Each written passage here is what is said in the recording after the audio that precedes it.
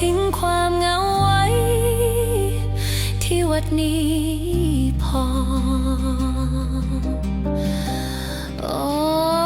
ยชะตาเอ่ยคือมาเล่นตลกแทนน้องสัญญาหน้าหอเจ้าก็ยังลืมลงใจประสงค์สร้างสองเฮาฮักแก่นบัดนี้แฟนมาอย่างจุงมือผู้อื่นเข้าวัดตัดสวาดขาดสะบั้น